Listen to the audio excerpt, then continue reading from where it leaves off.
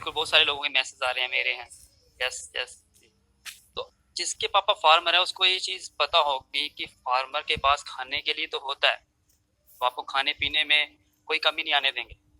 चावल होंगे, गेहूँ होगा, सब कुछ मिलेगा। लेकिन अगर आपको खर्चे के लिए पैसे चाहिए तो उसके लिए आपको बहुत प्रॉब्लम फेस करनी पड़ती है। तो मेरी प्रॉब्लम, जैसे अगर मैं देखूं, पैसे की प्रॉब्लम शुरू से रही है।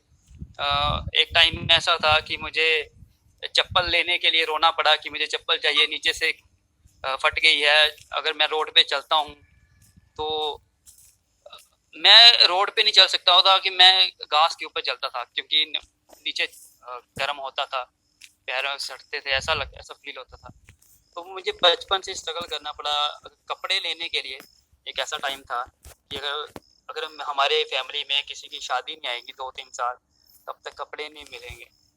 हर चीज़ के लिए हमें बचपन से स्ट्रगल करना पड़ा।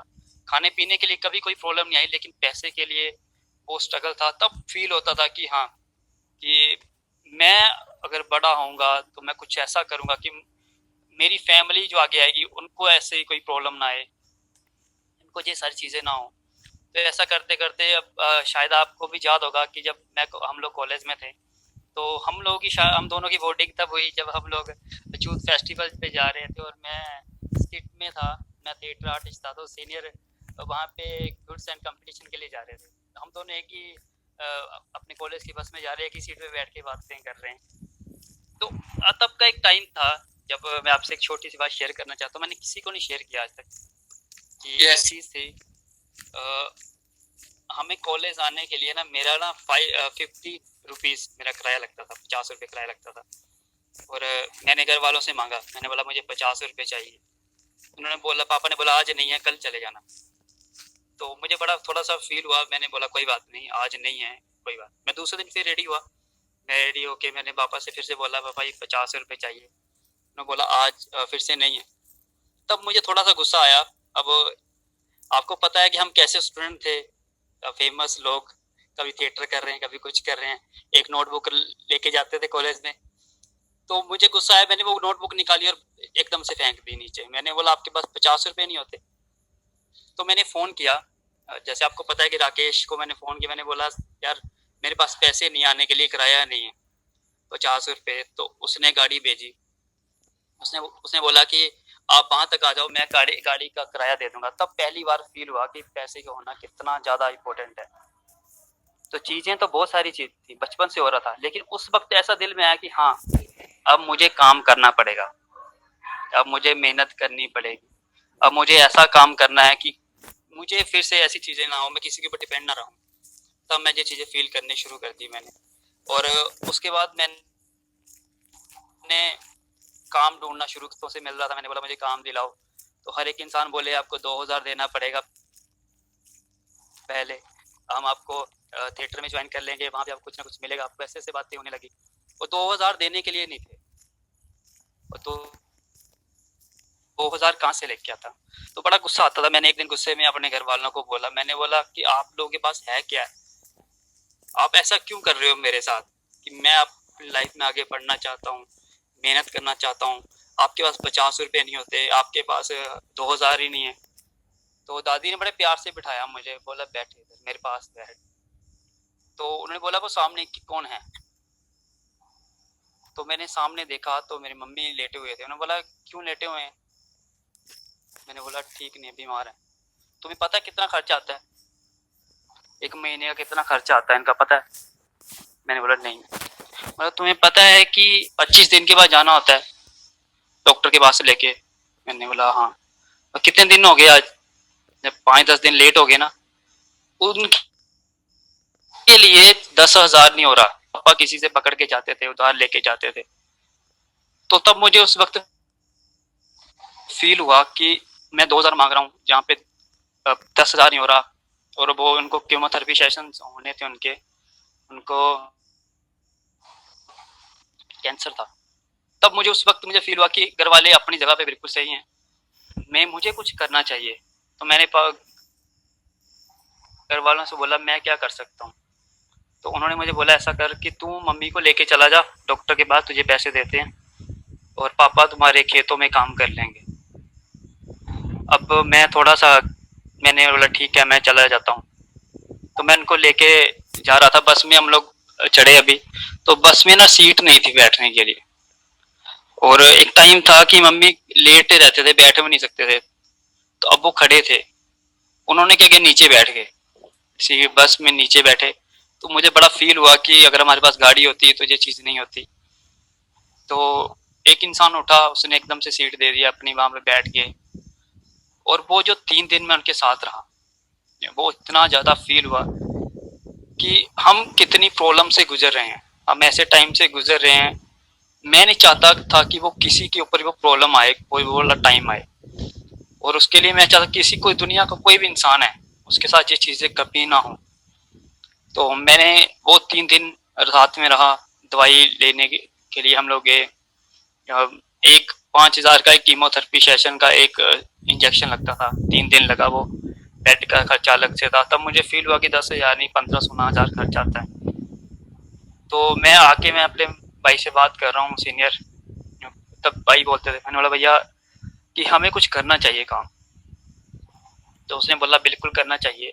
मैं बोला मैं अपने आसपास काम ढूंढ रहा हूँ लेकिन मिल नहीं रहा काम। तो मैंने बोला हम दोनों मिलके करते हैं, कुछ ना कुछ करते हैं। तो उन्होंने बोला चलो मैं ढूंढता हूँ काम। उन्होंने ढूंढना शुरू किया, और उस वक्त फर्स्ट टाइम मैंने क्या किया कि मैंने जो मंडी में होते ना ट्रैक्टर वगैरह होते हैं, उनके ऊपर गेहूं आता है, उसको उतारते हैं। तो मैंने पहली बार वहाँ पे काम किया, मैंने मंडी में जाके गेहूं उतारा, और वहाँ से मुझे 100 रुपया मिला। एक 3-4-5 लोग थे, हम लोग मिलके किया। तो मम्मी को पता चल गया कि जब वहाँ पे गया था, उन्होंने मना कर दिया, नहीं जाना तूने, तुम पढ़ो, तुम मेहनत करो, तुम्हें ये काम नहीं करना है। तो मैं उसके बाद नहीं गया। तो मैंने पीछे सीनियर से बात किया, तो मैंने बोला यार ऐसी ऐसी बात है, मम्मी ऐसा बोल रहे हैं, तू ढूंढ। फिर उन्होंने ढूंढा, उसको उनको कोई काम नहीं, क्रैशर पे उनको काम मिला 5-6 हज़ार का। तो बाद में उन्होंने वो भी मना कर दिया कि नहीं यार वहाँ पे नहीं होगा मेरे से। तो फिर वो नेक्स्ट टाइम वो गए। अब मैं उसके बाद हम दोनों के बीच बहुत सारी बातें होती थी।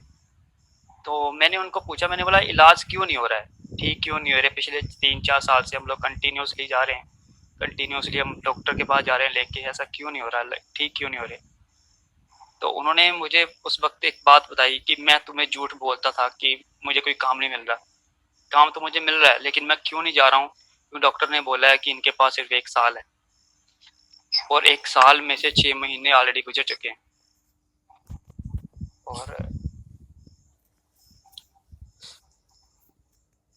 और वो और हम लोग वो 6 महीने वेट कर रहे थे, कब, Please near. कब Be brave. You are a strong person, sir. और हम लोग ना वो 6 महीने वेट कर रहे थे कि कब वो टाइम जाएगा।